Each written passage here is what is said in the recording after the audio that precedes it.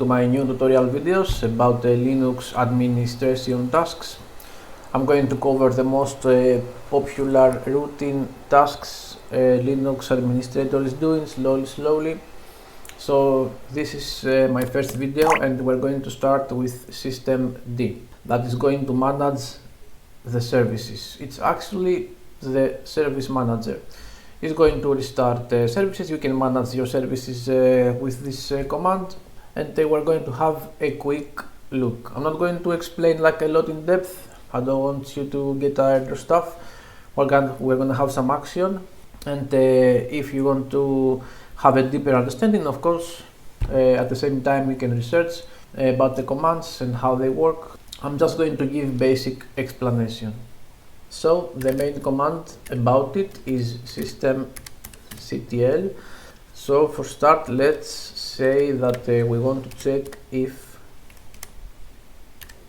nginx server is up and running. So let's see. I'm running the command systemctl.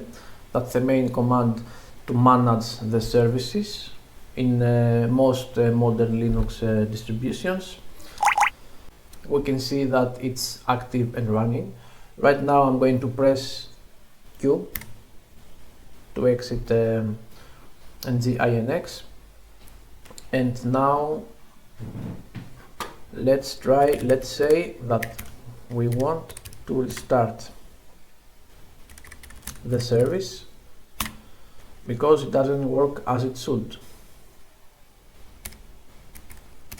Okay, same command, restart.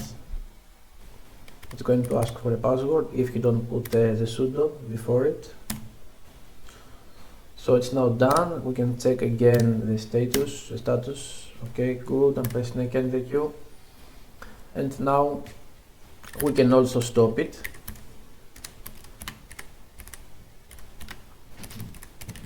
Now we're going to stop this specific service. Okay, now it's done. Let's check the status again. We can see that now it's inactive and dead. 3 seconds ago. Now we're going a little bit deeper, but very basic stuff. With the same command, we can manage if we want any service to start on boot. So let's say that we want nginx to start every time on boot. Every time the computer is going to start, the service is going to start also automatically. So all we have to do is enable it with systemctl. We didn't get any results from the terminal because it's already enabled. So let's try to disable from running on boot.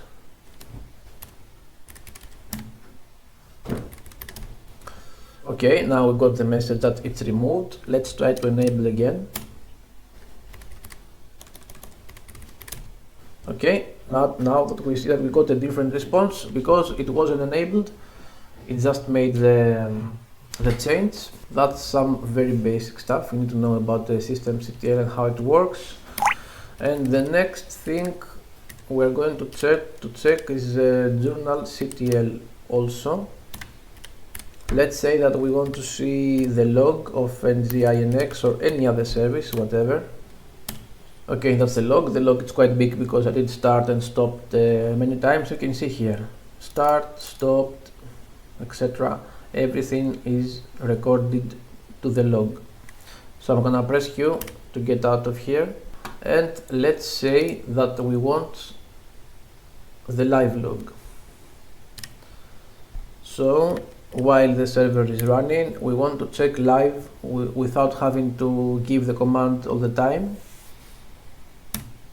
And now the log is live. Everything that is going to happen is going to be printed here in this screen without having to do anything. Of course, now it doesn't move, it doesn't show any actions because the server is just for test purposes in our video. So now that I don't want to continue to see the live log of the server, I'm going to exit with Ctrl and Z. Ctrl and Z is going to pause the service, the command, so we can continue giving other commands to the same terminal. Otherwise, alternatively, we could press here to open another tab. Next thing we are going to check is to make a very tiny script of our own. So we're going to give the sudo command together with nano terminal editor. We are going to put our service in the system folder. My app already exists. You can see it's my app.service because it's going to be a service. And here we can see this tiny service I did create. Just to demonstrate this video and stuff, I'm gonna do a tiny change like this so you can see what happens if we press Ctrl X. It's gonna ask us to save. We press yes, we press enter, changes are saved. And now we have to reload it.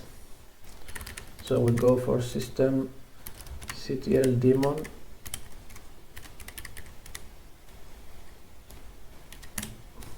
Okay.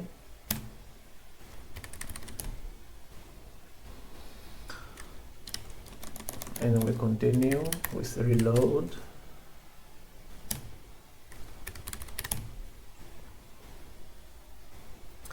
And now we are going to enable this service to run on every boot.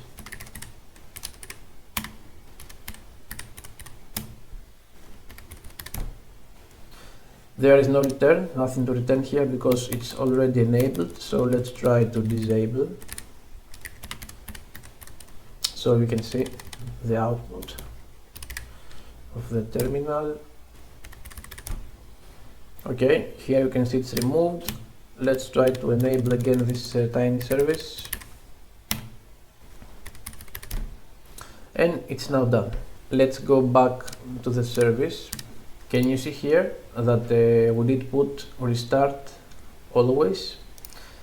This means that we gave the command to this specific service to something like self-heal. That means that every time that this service is going to crash or something, it's going to restart by itself. This is the most basic stuff about services. If a service is going to break or something, on how to restart them, how to enable them, how to do like very basic debugging and fix like very minor issues. Also, as an extra, as we can see here, we can use also journalctl with the f parameter to observe all logs from all services, as we can see here. And slowly, when needed, it's going to load new logs. It's a live one. Since this is like a simple setup computer, it's not like an actual web server or anything, it doesn't have like too much noise. But if it was like a production computer, like a Linux server or whatever, this journalctl with the f parameter would be like so much noise with so much information to look at. I hope you enjoyed, and you're going to be curious to search and learn more about it. And we're going to continue in part 2. See ya.